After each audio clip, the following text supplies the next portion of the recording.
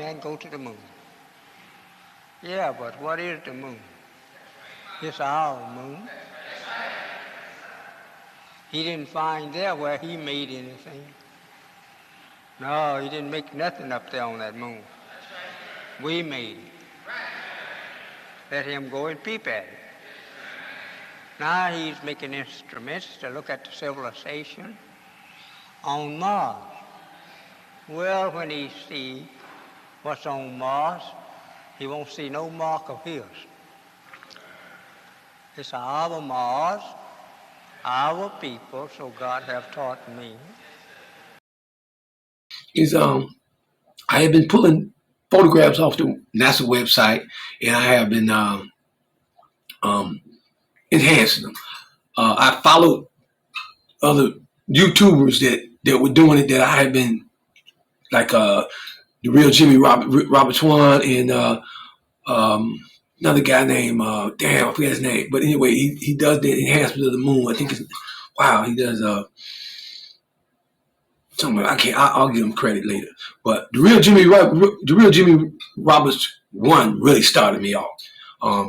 That dude there led me, just following him, man. He's awesome. But anyway,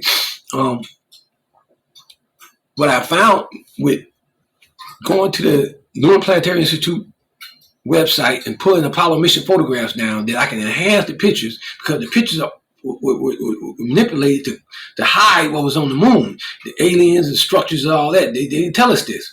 So, and I enhanced it with the photo editing software that comes with on your computer, like Microsoft photo editing software. Then Photoshop. Now Photoshop has a contrast, exposure. Those are photo editing techniques. No AI, nothing like that. But just turning up the contrast and brightness, you can bring out what's in those photographs. And also, now keep in mind, Honorable Elijah Muhammad said there was life on the moon and Mars in his 1972 speech, People of Mars. And as well, I did the same thing with NASA photographs of Mars. I've done it with the European Space Agency photographs that they done in 2006. And I found structures and life on the moon, on Mars, I mean.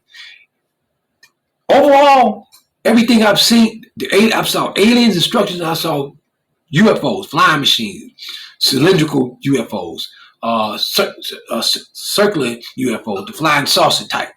I've seen I've seen aliens. And the aliens I've seen, but not aliens, I'm saying they're human beings. People want to say they're not human beings because they're not from Earth. They're aliens because they're off another planet, they're extraterrestrials. Okay, they may be extraterrestrial because they're not on Earth, but they're not, I'm going to use the term, though, human beings. I don't want to use the word aliens for them, because the word aliens has a depiction, a connotation of the creature we saw in the alien movies and these non-human looking beings, but we have here is definitely we see I see human beings, and overall they're black, just like the most honorable Elijah Muhammad said in 1972. How he knew? Because God told him this, and it just very sure could happen, because you communicate God through the third eye, it's consciousness, and some people have more connection to the third eye than others. It comes to them real well, but we discover on the pictures, because we have orbiters taking pictures around these planets. We have orbiters that have taken pictures of the moon and Mars, but for the moon since the 1950s or 60s, early 60s. And then we had it on Mars, I think, since 1970s, 76. I know in 1976, the Viking mission went around Mars. So it went around the moons of Mars, Deimos and Phobos.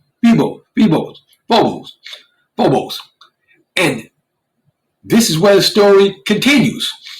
I just recently enhanced NASA pictures, Viking mission pictures of Deimos and Phobos, and I found life on those planets. I found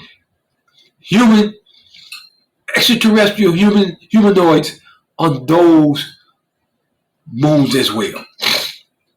And I was watching And and they do these documentaries. I'm gonna present the pictures I have, and make it even more compelling.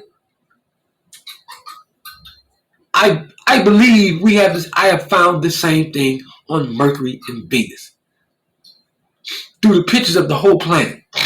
So if you notice, if you take a picture from one of my enhancements of the whole moon, the picture of moon, you see structures that will appear when you enhance it. And I'm seeing that on Venus, and I'm seeing it on Mercury. Now, the Viking 1 and Viking 2 missions flew past. They took off in 74, I think, and they flew past Mars in 76, back to back, Viking 1 and Viking 2. And they are still out there in the beyond the Kuiper Belt right now. They've been in orbit, they've been flying and feeding back information to NASA for almost 50 years. But Viking 1 and Viking 2 went beyond the solar system, went further in the solar system in those preceding years after it left. And it went past all the planets, Jupiter, all the planets of, it took pictures of many of the planets of Jupiter and Saturn. And it flew past Neptune, Uranus, and Pluto. And what NASA has released close-ups, pictures of landscapes of Pluto that show structures built. When we mean structures, we mean intelligently designed buildings. You know what I'm saying? So that's there on Pluto too. Richard Hoagland, he's a long-time researcher, astronomer, journalist for more than 40 years. And he presents this evidence. He presents a lot of evidence of that what's really going on scientifically, genetic, and with quantum mechanics and quantum physics in the solar system, in this universe. So this is what's going on. This is what I present. And I hope you find it interesting. I hope you keep up with it and follow with me.